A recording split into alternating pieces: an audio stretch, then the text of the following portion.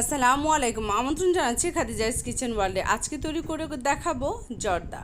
আর এই জর্দার রেসিপিটা আজকে এমনভাবে শেয়ার করব যেন সবাই আপনারা তৈরি করতে পারেন। নতুন রাঁধুনিরা যারা আছেন, যারা ব্যাচেলার ভাইয়েরা আছেন, বা যারা শিখতে চাচ্ছেন বা শিখতে পারছেন না এবং কঠিন মনে হয় এই জর্দা রান্নাটা, তাদের কাছে আজকে এই রেসিপিটা সহজ মনে হবে। তাহলে চলুন এই রেসিপিটা দেখার জন্য ভিডিওটা প্রথম থেকে শেষ পর্যন্ত দেখে নেবেন, সেটা আশা করছি। জর্দাটা রান্না করার জন্য আমি এখানে সুগন্ধি পোলাওর চাল নিয়ে নিয়েছি 1 কাপ। আর এই 1 কাপ চাল দিয়ে কিন্তু 10 থেকে 12 জন মানুষ খেতে পারবে যদি 1 চামচ করে খাওয়া যায়। আর যদি কেউ বেশি খেতে চায় সেক্ষেত্রে কিন্তু 5-6 জন মানুষ খেতে পারবে। আর যে চালটা নিয়েছি, চালটাকে ভালো করে প্রথমে ধুয়ে নিতে হবে। ধুয়ে নিয়ে তারপর একদম যে পরিষ্কার পানিটা বের হবে, সে পানিটার মধ্যে 10 থেকে 15 মিনিট ভিজিয়ে রাখতে হবে। আর যখন ভিজানো হয়ে যাবে তখনই কিন্তু আমি এই জর্দাটাকে রান্না করে নেব।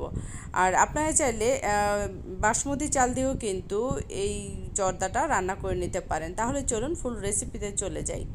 আমি এখানে বেশ অনেকটা পানি দিয়ে দিচ্ছি। আর যখন জর্দাটা রান্না করবেন তখন কিন্তু এই পানির পরিমাপটা একটু বেশি করেই দেবেন এই ভাতটা রান্না করার জন্য।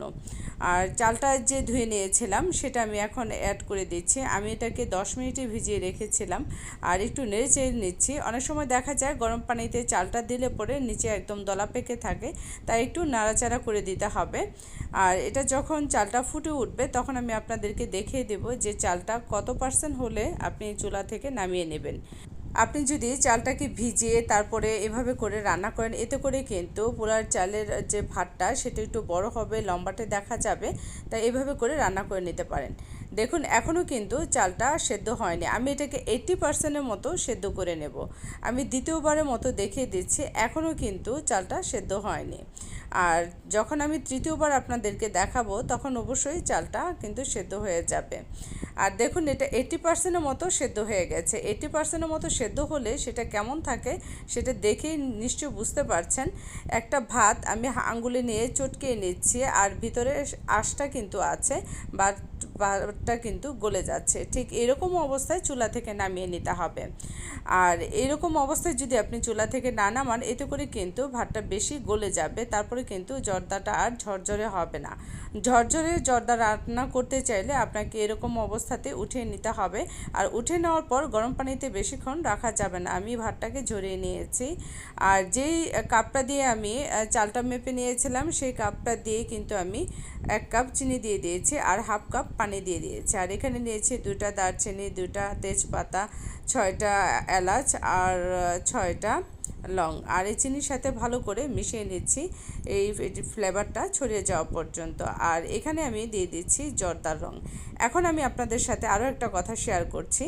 যখন আমি ভাতটা ফুটিয়ে নিয়েছিলাম তখন কিন্তু ইচ্ছে করলে আমি জর্দার রংটা দিয়ে দিতে পারতাম, কিন্তু আপনাদের সুবিধার জন্য আমি এখন এটার সাথে জর্দার রংটা ব্যবহার করে নিয়েছি। পরিমাণ মতো দিয়ে দিলেই হয়ে যাবে। আপনি যদি বুঝেন যে হ্যাঁ জর্দার রঙের পরিমাণটা আপনি বুঝতে পারবেন না, সেক্ষেত্রে আপনি এই পর্যায়ে জর্দার রংটা ব্যবহার করতে পারেন। আবার কেউ চাইলে ফ্রুট কালারটাও ব্যবহার করতে পারেন। আমি লবণ দিয়ে দিয়েছি। মিষ্টি খাবারের মধ্যে লবণটা দিলে ব্যালেন্সটা ঠিক থাকে। আর এখানে 2 টেবিল চামচ ঘি দিয়ে দিয়েছি। এই ঘির রেসিপিটা কিন্তু আমার চ্যানেলে দেওয়া আছে, ডেসক্রিপশন বক্সে সেই ঘির রেসিপির লিঙ্কটা আমি দিয়ে দেব। আর যে ভাতটাকে রান্না করে নিয়েছিলাম 80%-এর মতো, সেই ভাতটা এখন অ্যাড করে দিচ্ছি। আপনারা যদি পানির সাথে কালারটা ব্যবহার করে এই ভাতটা রান্না করেন, এতে করে কিন্তু অনেক সময় দেখা যায় ভাতটা সাদা থাকে, রঙের পরিমাণটা বোঝা যায় না যে কতটুকু ফ্রুট কালার বা জর্দার রঙটা অ্যাড করবেন। সেই ক্ষেত্রে কিন্তু আপনি এভাবে করে অল্প অল্প করে রঙটা দিয়ে বা ফ্রুট কালারটা দিয়ে জর্দাটা রান্না করে নিতে পারেন। আর এটাকে আমি নেড়েচেড়ে নিচ্ছি। আর নেড়েচেড়ে এটাকে 10%-এর মতো আমি ঢাকনা দিয়ে ঢেকে লো ফ্লেম করে রান্না করে নেব। আর জর্দাটা কিন্তু দমে রান্না করে নিতে হয়। আর 10% রান্না হয়ে গেলে আমি এটাকে ঢাকনাটা উঠিয়ে নিয়েছি আর আলতো হাতে নেড়েচেড়ে নিচ্ছি। আর এই পর্যায়ে দেখা যায় অনেক সময় জর্দাটা একটু বেশি গলে যায়। আর আপনার ভাতটা যদি পারফেক্ট না হয়, আপনার জর্দাটা কিন্তু কখনোই পারফেক্ট হবে না। তাই ভাতটাকে 80%-এর মতো রান্না করে বাকি 20% কিন্তু দমে রেখেই রান্না করে নিতে হবে এই জর্দাটাকে। আমি নেড়েচেড়ে এখানে কিশমিশ দিয়ে দিচ্ছি, কাজু বাদাম আর কাঠবাদাম অ্যাড করে দিচ্ছি। আপনারা চাইলে এখানে মুরব্বাটাও অ্যাড করে দিতে পারেন। আর মুরব্বার একটা রেসিপি আমার চ্যানেলে দেওয়া আছে ডেসক্রিপশন বক্সে, সেই রেসিপির লিঙ্কটাও আমি দিয়ে দেবো, আপনারা চাইলে সেই রেসিপিটা দেখে নিতে পারেন।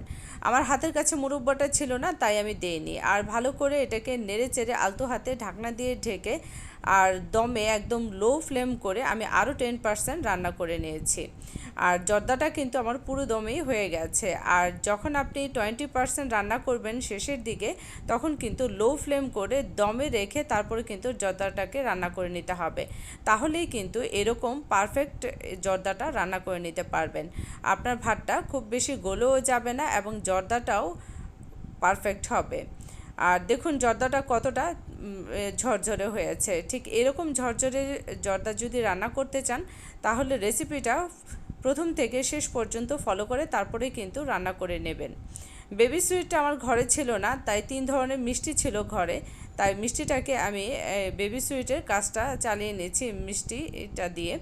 আর আপনারা যদি বেবি সুইটের রেসিপিটা দেখতে চান, তাহলে অবশ্যই আমাকে কমেন্ট করে জানাবেন, আমি চেষ্টা করব বেবি সুইটের রেসিপিটা শেয়ার করার জন্য। আর আমি এখানে 3 ধরনের মিষ্টি নিয়েছি। আর আপনারা চাইলে এই মিষ্টিগুলো দিয়ে কিন্তু জর্দার মধ্যে কাজটা চালিয়ে নিতে পারেন, যদি ঘরে বেবি সুইটটা না থাকে। আর মিষ্টিগুলোকে আমি ছোট ছোট টুকরা করে কেটে নিচ্ছি। আশা করছি আজকের রেসিপিটা আপনাদের কাছে ভালো লেগেছে। ভালো লাগলে সাবস্ক্রাইব করে আমার পাশেই থাকবেন। এরকমই নিত্য নতুন রেসিপি পেতে নোটিফিকেশন বেলটি অন করে রাখবেন। অলরেডি যারা আমার চ্যানেলটাকে সাবস্ক্রাইব করেছেন তাদের সবাইকে আমি ধন্যবাদ জানাচ্ছি।